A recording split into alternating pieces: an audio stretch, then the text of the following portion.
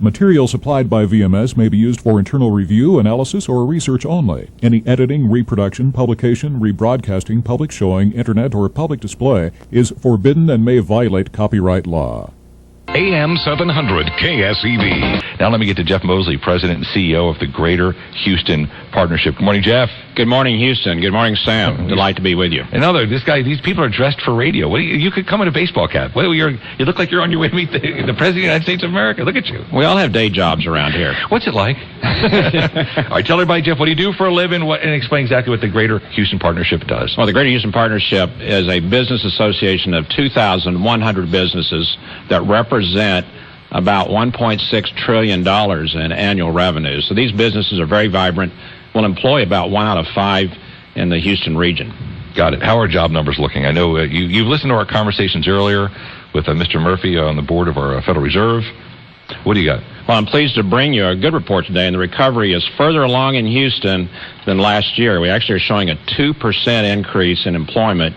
Our MSA has gained 51,800 jobs from last year. So that's a very strong job growth. We were actually the last ones into the recession and the first ones out of the recession. There's some back-of-the-envelope projections that in about 15 months or so we may fully recover the jobs that we lost. Would our unemployment rate then get down into the 7th percentile? Well, let's keep hope alive, as the old saying goes. But our unemployment rate has been around 8.1, 8.2, 8.3, but that's a decrease from 8.6 a year ago. Very nice. So isn't that sweet? And here's a beautiful index. We love this one. It's called the Houston Purchasing Managers Index, where we track what purchasers are doing. And your listeners will be pleased to know that from a year ago, we're seeing a 5% increase in what purchasers are actually buying. So that's another really good indicator of how the marketplace is starting to warm up and move forward. George DeMontron talking about autos. Our numbers show that in this area, there were 22,356 new cars, trucks, SUVs, but that's 14% above last year. So that indice is showing growth. And, of course, your listeners want to know about homes. The Houston Association of Realtors are showing we're just down by 5%. So while it's still cool, we're down a little bit of 5% below last year. New home construction, you're not going to be surprised, we're off 25%. So we have a lot of room to bring that market back. Nice. Good to hear about the job growth. That's really important to all of us. Was there a sector in particular that had the most growth? Or can you point your finger to say, you know what, Sam, we've seen growth in retail, we've seen automotive, or just been across the board? The fascinating thing about our 10-county region is that the gross regional product is $400 billion. That's about the size of Saudi Arabia, $400 billion. And about 45% of that's energy sector. So there's no doubt that the strongest job growth will be from the energy sector. But we're diversified. Texas Medical Center really is symbolic of the strong jobs that we have in the health sector. 95,000 workers go to work every day at the Texas Medical Center. The square footage of the Texas Medical Center is larger than downtown L.A. And then there's the aerospace jobs. We're there, aren't we? With Johnson Space doing some readjusting and redefinitions of what the federal government's role will be in low orbit space. But there are 17,500 workers that go to work at Johnson Space. And then there's the port. And those jobs, the logistics jobs surrounding the port, we're very, very bullish about that with the Panama Canal opening a new shipping lane in 36 months. Jeff walks around with an entire paper of stats here. Jeff Moseley, President and CEO of the Greater Houston Partnership. Okay, let me ask you this. Number one complaint from those of your business sector that you hear?